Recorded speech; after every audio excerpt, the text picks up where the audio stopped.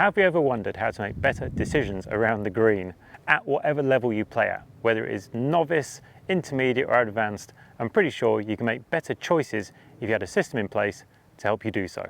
The aim of this video is to give you a very simple system to follow to get the ball closer to the hole with ease.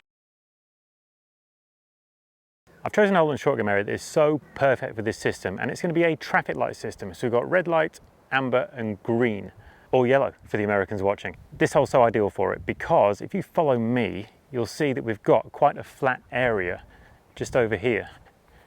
Just on the green, we've got a flat area that's maybe, I don't know, 8-9 feet long. Then we've got an upslope, which is another 7 or 8 feet long, and then we've got a flat up on top again to this target. Now we're going to talk through which of these areas are red, amber or green. Up here, the landing spot is tiny. It's really not very easy to land your ball on. If you land it here on the wrong trajectory, it's just going to go scooting through. So your execution has to be absolutely perfect. If we come down to the upslope, this is going to be the amber or yellow area. All right, you've got an upslope which is going to help to kill the ball, but it's still a little bit unpredictable because you have to gauge how steep the slope is exactly and hit the right trajectory to get the response and rollout you need. If we come back into the green, I've got 7 or 8 feet of flat to land the ball on. So flat is the most predictable and it's on the surface. Like flat on the fringe isn't ideal. Flat on the green is so perfect, it's green light all day. So let's go back to the tee and I'm going to hit different shots and see what the outcomes are. We have our green zone, our amber and our red. Now players come to this area often. I'll have them play this shot over and over again. And all too often I see players go for the red light option because they just see a hill and it slopes off to the left and they see a bounce they're going to have to read, etc, etc. And I think up is the option, but I'm just going to illustrate how hard up is. So we're going to go red landing zone. Face is going to have to be significantly open, needs to go pretty high, which means it's hard to control my landing distance and it has to be pinpoint accurate to get any kind of result. That needs to hurry. Just perfect illustration. So that caught the upslope. It was probably 3 feet short on carry. It was so close to good. It's 7 feet. It's not bad. Let's go with the sensible option, the green light. It's going to be onto the flat. Got a decent amount of space to work with. Let's make sure we're not in a divot. That'll be useful. And I can hit something on a relatively low trajectory into there because I have the upslope to slow things down. So relatively low onto the flat.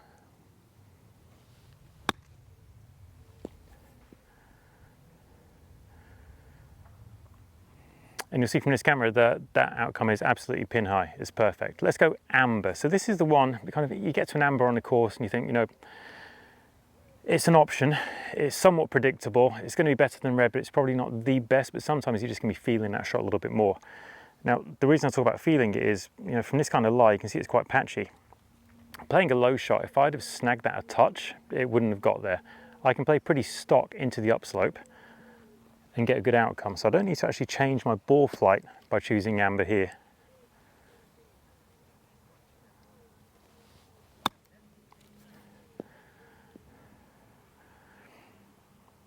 It's absolutely spot on into the upslope as predicted and both much better than the red.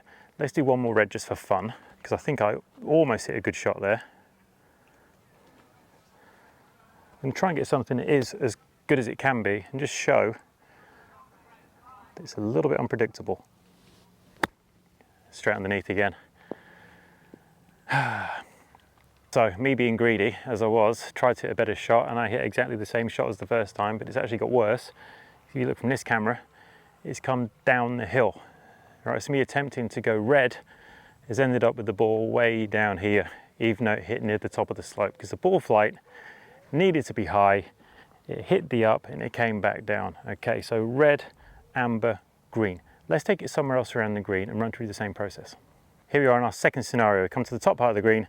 We've got nice, relatively flat area to hit from. We've got down into a valley here, into a massive upslope, onto a slight downslope, and 9 or 10 feet of green to work with. There's not a lot in our favour. I'd be quite upset if I found myself in this spot on the golf course. Where is green? Where is red? Where is amber? Well, on the green you would think might be red, but in this situation that's actually amber, and I'll show you why. If I hit a ball into this upslope with the idea it's going to kick up at all, it's just not going to happen. It's too steep.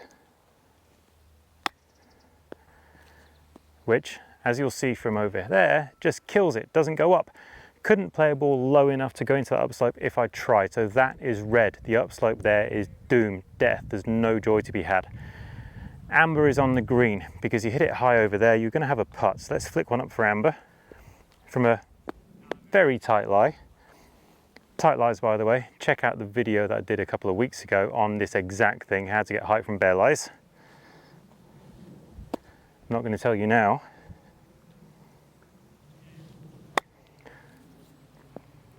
So amber, at least I've got a putt. It's going to go way past, maybe 15 feet, but I'm putting, I'm not chipping again. So where's green? Green is going to be on the ground as soon as possible. It's going to be down here somewhere. I'm going to roll it into the valley, up the hill, and onto the green. I'm going to change club to do so. I'm going to go with a 7-iron. Going to play it back a little bit. We're going to get proper linksy on it. And I'm going to run it down the hill, up the hill, and hopefully onto the green. So this is my green light choice. Little fiery, almost in, and maybe 6 feet by, so all in all pretty good. Very predictable. Red light was the shot where I was going to get no joy. Amber gave me a chance, giving me a putt, and green is giving me a very, very makeable putt there. Having some kind of system in place makes complete sense to actually start to try and judge the potential outcomes and validity of your decision making very, very quickly. Green is going to be the most predictable option you can find, usually on the green somewhere flat. This one up here kind of threw things off a little bit because we could see an upslope, which typically would be an amber because you can't get flat, but the upslope was so severe you couldn't get the ball up it at all. So amber became on the green. So do make sure you think through it. Don't just see an upslope and think, you know, this is potentially a good option. Too steep is no good. So red, amber, green, go for the greens when you can. Sometimes amber might suit the eye a little bit better, and avoid the reds like the plague.